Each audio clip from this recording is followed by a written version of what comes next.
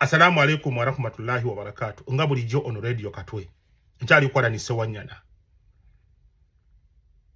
Omanyi Elias Lukwago abadde amaze ebbanga nga wangulu bwa meya nenga tafunanga competitor nga afuna mitego gye gye bamusindikira. Ebisajja bibiri ebisembyeyo awangudde omusajja bamwitalaga ddi ndigida sabagamba nti njabba bamba Lukwago n'awangula. Neba gwatuse ku mulundi guno nga afunye competitor nga afunye omuntu omutuufu nga afunye nga temutuuka. Kwe kulaba ku busungu bw'abaana abasajja nga buva ku ggumba. Njagala kwogera ku Mbakala Sewanyana ebigambo by'oyogedde ku bali mwezi Ronald Nsubuga. Tolina kyewewa Mukama Katonda kubanga olinga bw'oli. Ne bali mwezi talina nsobi gye yasobya Katonda kulabika nga alina omugulu gumu n'ekitundu. Ne kwali kugera kwa Allah w'ekitiibwa. Alani Sewanyana Allah gwe tusinze ow'ekitiibwa asobola okukuleetera ajali n'agikuleetera n'akuggyako emikono ebiri n'osigaza amagulu gombi. Era Allah yennyini gwe tusinze asobola okuggyako amagulu gombi aga n'osigaza emikono ebiri. Ekyo Allah akisobola. Ekirala Allah asobola okuggyako amagulu gombi n'emikono gyombi ate n'atakutta n'osigala nga woli mulamu. Byonna Allah abisobola. Ne okuvayo n'okozesa statement y'ebigambo ng'ojolekeza bali mwezo yakulaze nti tewaliwo omulema ali mu Makindye West gosobola kuyamba. Era tomanyi nti waliwo omulema alina omugaso. Ko omusayiri akugamba ulema siwo ugonjwa. Omusayiri agamba ulema siwo ugonjwa. Yo Muswahili. Alani Sewanyana ngenda kuddako kati kanzire ku Elias Lukwago. Elias Lukwago ye meya w'ekibuga Kampala. Bannakampala mwegendereze nnyo nti waliwo abantu abali mu kawungezi kaabwe ak'ebyobufuzi.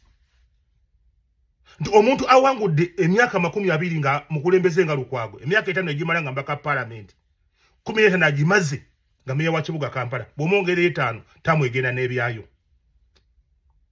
Mulina abantu bamugenda okulonda nga mugenda kuba akalubadde mu bifo bye bagenda okutuulamu nga bagenda kulya tamwegenda n'ebyayo nga bali mu kawungezi kaabwe. Twale ekyokulabirako.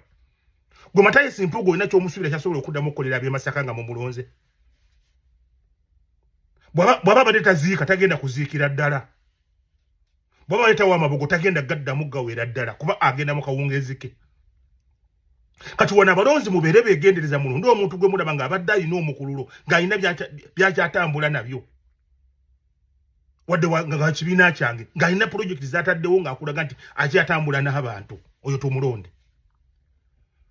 Waliwo omuvubuka atambula n'akazindalo ng'agenda abuuza baasanze ng'agezaako okulaba amaanyi g'omuntu eyafa n'omulamu. Ne alina we yatuuka n'abuuza owa boda n'amugamba nti ku bayimbi abaafa ani gw'ozuukiza era ku baana abaliwo ani gw'otta. Omuvubuka n'agamba nti nkomyewo Kafeero ne nzita Bebekulu. Nti omuvubuka yabadde mugezi nnyo ng'ayogera ensonga eyo nenga abantu bafuuka bagezi bati. Nti Bebekulu bwe yajja mu public yajja na busiru abantu yabaguza busiru.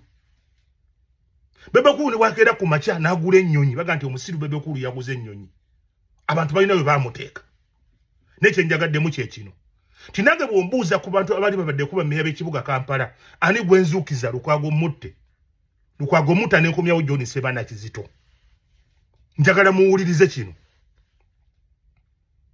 John Sebana Kizito ngaze kuba meya w'ekibuga Kampala yasanga nga Kampala alimu obuzibu bwali bwa kolera bwali busooka.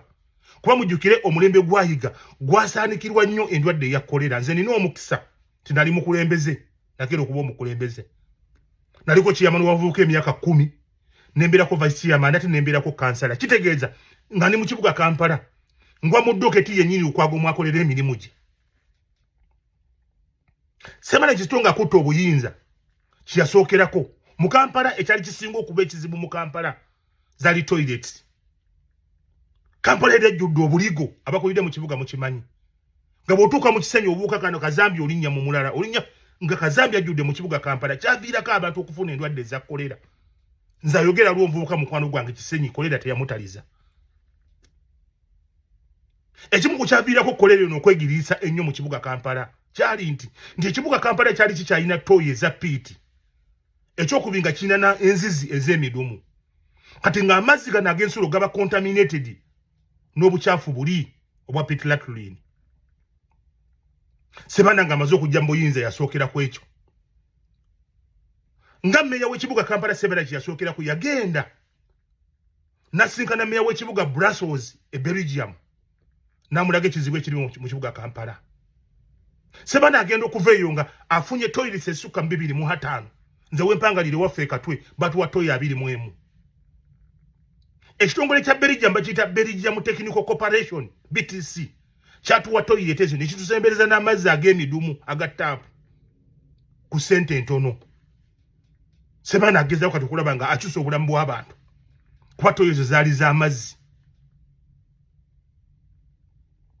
Oyo Sebana atandika. Sebana bwava ku ekyo abajjukira Katwe Road Katwe wansi ly'ekkubo yali lisinga okubeera ebbi mu Uganda lyonna ng'osimbamu n'ekitooke. Ekkubo eryo yalikola. Ne ekyewuunyisa nga kutte kampuni ya Starling ng'ekoze ekkubo lya Katwe wansi yakoleramu n'ekkubo excuse me yakoleramu n'ekkubo eryetooloola olubiri wa Ssaabasajja Kabaka Emmengo. Kola nso yabaddeko omukadde Sebana yamuteekako. Bwe yamala okukola ekyo Sebana Kizito nakkirira n'akola ekkubo lye bayita Sentema eriyita emabega wa Bulange. So kati bano balikoze bazeemu ne balikola nerigwa emasanafu eyalikola. Nga kimukoze ekyo agezaako okulaba nga asala ku jaamu ayingira mu kibuga Kampala. Sebana bw'amala ekyo kye yaddako okukola yakyusa traffic mu kibuga Kampala. Ekyo kyamulaba ekyawanuwe Sebana yakirizayininga nti olutwala terukomyawo. Oyo yali Sebana Kizito. Sebana Kizito n'agenda mu World Bank niyewola sente ezazimba ogwo omwala gw'olaba Lukwago gwakola ki? Gwafudde ensonga gwayagala kufuuka campaign emuzza mu Stewall. Mujukire amataba gayanjalanga mu kibuga Kampala sawa ya Queen nga toyita okumala kumpi essaawa nga 3. Ne oluvannyuma lw'okukola sawa ya Queen enkuba etonnya mu ssaawa emu amazzi galinga gamaze okuggwawo gonna nga gagenze. Sebana mu kugezaako okulaba nga atebenkeza ekibuga Kampala okifuula ekiyonjo. Waliwo ekitongole kye bayita KUSIPU Kampala Urban Sanitation Project kyali mu KCCA nga kikola kimu kulaba nga kireeta emmotoka ezinuuna kazambi.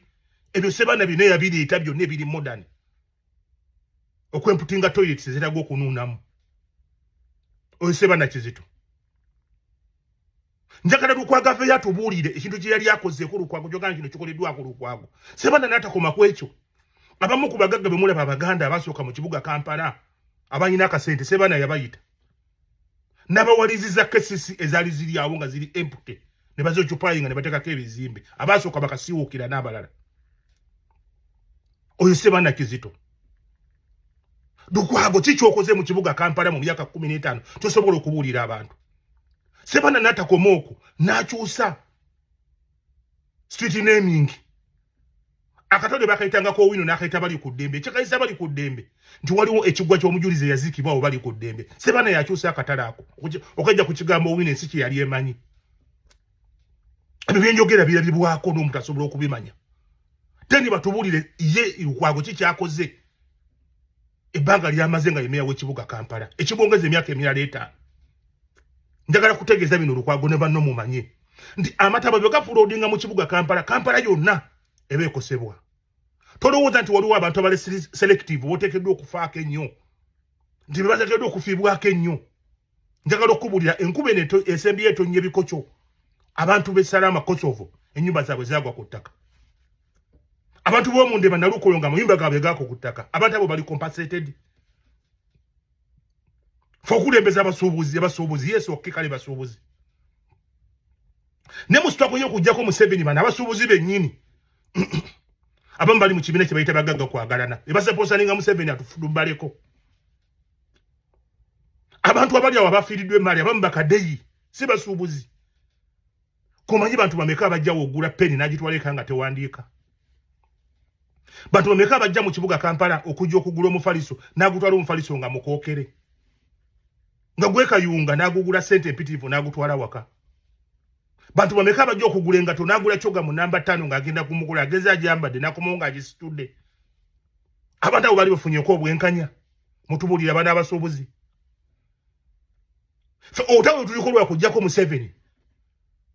bwekibanga abantu banyigirizibwa byegatte ku bantu abanyigirizibwa ajjeko Museveni abawuza kimuna Kyagulanyi Ssentamu bw'ateekawo okwekalakaasa bagwa mu maali yaffe batufiiriza ffe abasuubuzi abantu bafiiriddwa ebintu byabwe ng'okimanyi nti waliwo omuntu eyafa omukazi yafe bwayise ng'agoba bbaafu yali yakagula ebbaafu yempya agigoba ng'omwala gugitwala amaliza afiiridde mu mazzi deni abantu abafa ani abakompasetinga obuvunaanyizibwa bakesesa okulaba ng'ekola emyala egisookerwako mu bitundu by'abantu okumanya Ssebaana yakola ekibuga Kampala ku mulembe gwa Ssebaana wekyo bayitanga living earth bagabanga kumiruka nga bagaba wheelbarrow ne bagaba ebitiyo ne bagaba ne bulex obugogola emyala Lukwago wali okoze eki Ssebaana n'agenda e France mu kibuga Paris n'afunira library za KCC ebitabo twabironkinga twaliyofa abavubuka ku KCC ng'ebitabo abisakidde library ya KCC guli meya ki atamanyi unaku lotekedde kusakira abantu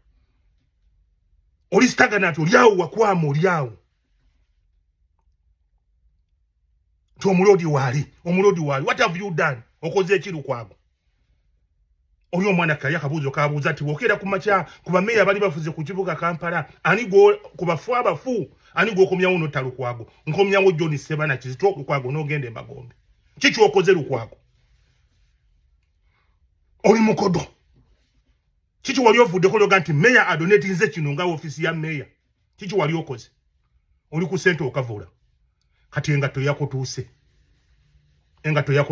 awangala isa abasajja Kabaka